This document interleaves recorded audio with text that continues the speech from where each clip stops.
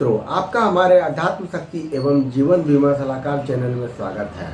मैं आज आपको श्री कृष्ण और अर्जुन के बीच की जो वार्तालाप है, जो गोपनीय बातें हैं, जो सभी जानते हैं लेकिन उससे अनजान हैं, उसके बारे में बताने जा रहा हूँ। आप सभी जानते हैं कि श्रीमद् भगवद गीता उस अध्याय का नाम है जिसमें कई अध्याय हैं।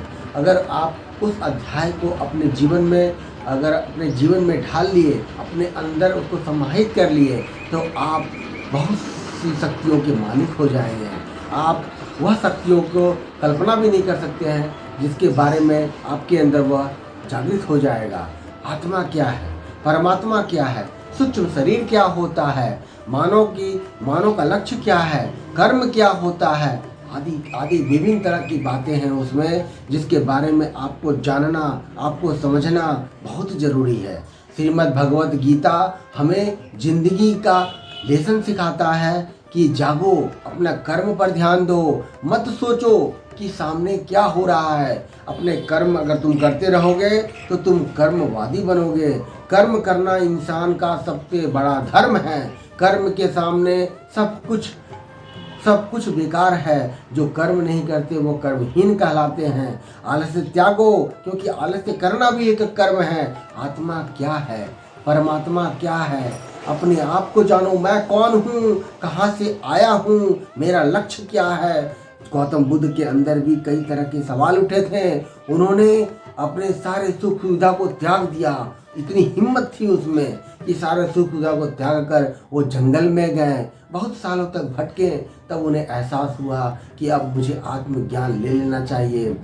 कोई भी अभ्यास जो होता है, अगर वह निरंतर हो तभी हम आत्मा को जान सकते हैं, परमात्मा को पहचान सकते हैं। जिस दिन हमने आत्मा परमात्मा के बारे में सोचना शुरू कर दिया, जिस दिन हमें एहसास हो गया कि हमारे शरीर में जो शक्ति है वह हमें परमात्मा की ओर ले जा सकती है, तो फिर आप उस दिन अध्यात्म के पहले कोई केंद्र बिंदु में आ जाएंगे।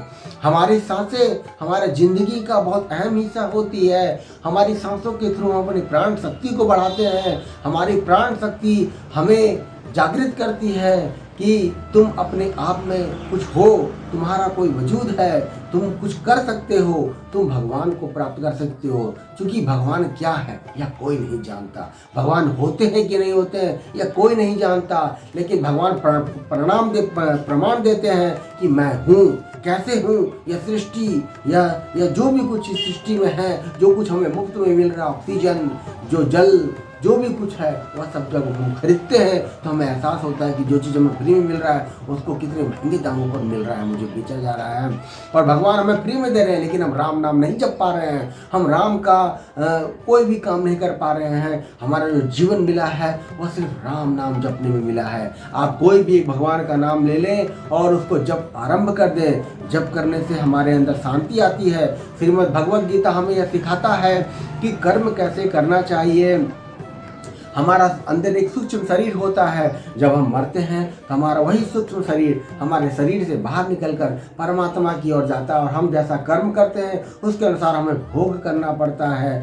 सारी दुनिया में इंसान ही एक वो पावरफुल चीज़ है जो भगवान को प्राप्त कर सकता है। अगर हम भगवान को प्राप्त नहीं कर पाए, हमारा यह जीवन व्यर्थ है। हम उस वक्त पछताकर क्या करेंगे जब हमारे पास सारी ताकतें ही खत्म हो जाएगी।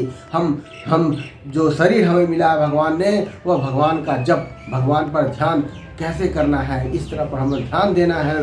भगवान जो होते हैं वह बोलते हैं कि तुम मेरा भक्त हो, तुम मेरा अंश हो, तुम मुझको प्राप्त करो। जिस दिन तुम मुझको प्राप्त करोगे वह अनुभव, वह सुख, वह वैभव आपको कहीं भी नहीं मिलेगा। यह संसार तो नश्वर है, यह भूलोक है। आप भूलोक से कुछ अर्जित करिए। इस भूलोक में भगवान ने आपको भेजा है कुछ कर गुजरने के लिए। कितने देवी देवता लोग हैं जो इस भूलोक में तरसते हैं आने के लिए। श्रीमद् भगवद गीता का ज्ञान लीजिए। आपसे विनम्र निवेदन है, आप श्रीमद् भगवद गीता का हर एक अध्याय को पढ़िए, उसको अपने अंदर समाहित करिए, उसके अंदर का ज्ञान अपने अंदर लीजिए, अपने मन को शांत करिए। अपने आप को शांत जिस दिन आप कर लेंगे, आपको उस दिन समझ में आ जाए कि मैंने क्या प्राप्त किया है। जिस दिन आपको यह एहसास हो जाएगा कि मैंने कुछ प्राप्त किया है, आपके अंदर का लोभ, मोह, अहंकार सब कुछ खत्म हो जाएगा। आप एक शांत प्राणी हो जाएंगे। आपके सामने वाला आपको कुछ भी बोलेगा, आप पर उसका कोई असर नहीं होगा, क्योंकि आपको यह बात पता चल जाएगी कि जो भी कुछ हो रहा है वह सब कुछ मेरे द्वारा ही निर्धारित है। मैंने ये निर्धारित किया है कि मेरे साथ कैसा क्या होगा।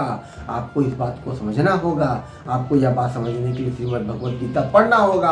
आपको यह बात जानने के लिए श्री कृष्ण जी के आदर्शों पर चलना होगा। श्री कृष्ण जी, राम जी सब एक ही हैं। श्री राम जय जय राम, सीताराम सीताराम, हरे राम राम राम हरे हरे, हरे कृष्ण कृष्ण कृष्ण हरे हरे। आपको मेरी यह बात कैसी लग रही है यह मैं नहीं जानता, लेकिन जिस दिन आप श्रीमद् भगवद गीता के प्रत्येक अध्याय को पढ़ लेंगे उस दिन आपको एहसास होगा कि मैंने क्या किया, मैंने क्या पाया।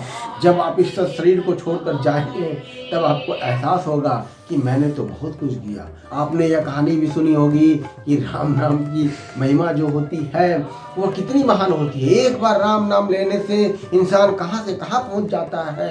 यह उसका आप जो पैसा यहाँ कमाते हैं वह अपने जीवन में ढालिए कि मैं हर एक रुपया को राम राम समझूंगा।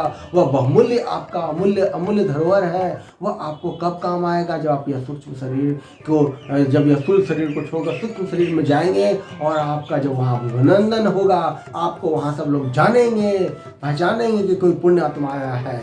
आज के लिए बस इतना ही। मैं आपसे निम्र निवेदन कर रहा हूँ, आप श्रीमद् भगवद गीता पढ़िए और केवल पढ़िए मत, उसको समझिए, उसको जानिए, उसको अपने अंदर समाहित करिए। धन्यवाद। आपको अगर मेरे चैनल पर अच्छा लगता है तो लाइक शेयर और सब्सक्राइब करिए और मुझे और अपने आप को इस भगवान के श्रेणी में रखिए और अपने आप को भगवान से प्रार्थना करिए कि हे भगवान, मुझे सद्बुद्धि दो कि मैं श्रीमद् भगवद गीता का पाठ करूं, उसे समझूं और आपको समझने का प्रयास करूं। धन्यवाद।